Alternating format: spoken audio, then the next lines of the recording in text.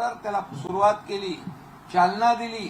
देवेंद्रजींनी आम्ही निर्णय घेतले आणि हे निर्णय लोकांच्या आणि मुंबईच्या हिताचे आहेत. अरे इतके वर्ष तुम्ही मुंबईकरांना खड्ड्यात घातलं, खड्ड्यातला प्रवास दिला, इतके लोक मृत्युमुखी पडले, इतका भ्रष्टाचार झाला त्याच्यामध्ये. कॉन्क्रीटचे रस्ते आतापर्यंत का नाही केले? ते आम्ही त्याची सुरुवात केली मुख्यमंत्री झाल्यानंतर. पुढच्या वर्षा 6 महिन्यामध्ये मुंबई खड्डेमुक्त होणार आहे. मुंबई प्रदूषित करण्याचं काम कोणी केलं? मुंबई हे सिवरेज ट्रीटमेंट प्लांट करू शकले नाही इतक्या वर्षामध्ये. ते 7 STP आम्ही करतोय. मेट्रोची कामं तुम्ही थांबवली, कारशेडची कामं तुम्ही थांबवली, आरोग्याच्या सुविधा तुम्ही थांबवल्या. आणि कोविडमध्ये काय काय केलं ते तुम्हाला माहिती आहे सगळ्यांना. कोविडमध्ये देखील काय एकच काम केलं, फक्त कोविडमध्ये बोलू, मी नंतर बोलेन पाहिजे जेव्हा. आणि आम्ही एक मिनिट पहिली सांगतो तुम्हाला, मी बोलत नाही, फक्त करून दाखवलंय. रमाबाई आंबेडकर नगर 17,000 घरांचा प्रकल्प आम्ही मार्गी लावलाय, काम चालू झालेलं आहे. 17 URP तयार केलेत मुंबईमध्ये क्लस्टर, आणि लाखो लोकांना 35 लाख लोक या संपूर्णपणे टप्प्याटप्प्याने या सर्व हक्काची घरं त्यांना आम्ही देणार आहोत. काय त्यांच्याकडे अजेंडा? बोलले एक तरी शब्द विकासावर?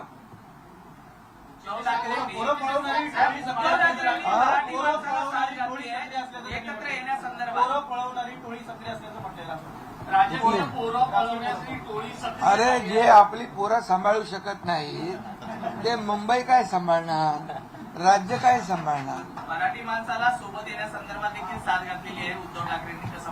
मराठी माणूस आता आठवला? मराठी माणूस जेव्हा मुंबईच्या बाहेर फेकला गेला, मराठी माणसाचं खच्चीकरण झालं, तेव्हा मराठी माणूस आठवला नाही. जेव्हा निवडणुका येतात तेव्हा बोर्ड लागतात, मुंबई महाराष्ट्रापासून तोडणार, मुंबई मराठी माणसापासून तोडणार. अरे मराठी माणसाचं खच्चीकरण, एक तरी गिरणी कामगाराला घर दिलं? आम्ही 12,500 लोकांना घरं दिली. 1 लाख गिरणी कामगारांना आम्ही घरं देणार आहोत. 35 ते 40 लाख लोकांना टप्प्याटप्प्याने या क्लस्टरच्या योजनेमध्ये घेणार आहोत. हा योजना तुमच्याकडे? इतके वर्ष तुम्ही काम केलं, इतके वर्ष सत्ता गाजवली, काय केलं मुंबईकरांसाठी? मुंबईकर सुज्ञ आहे, मुंबईकर सुज्ञ आहे. या निवडणुकीमध्ये त्याला विकास पाहिजे. आज जर पाहिलं तर एवढे वर्ष केलं मुंबईमध्ये एक तरी म्हणजे एक तरी असा मोठं उद्यान झालं आम्ही केलं. महालक्ष्मी रेस्कोर्सची 125 एकर जागा घेण्याची हिंमत कोणी दाखवली? आमच्या सरकारने केलं. 170 एकर कोस्टलची जागा मिळून 300 एकरचं मोठं सेंट्रल पार्क आम्ही करतोय. त्याचं सादरीकरण तुम्हाला आम्ही दाखवलं.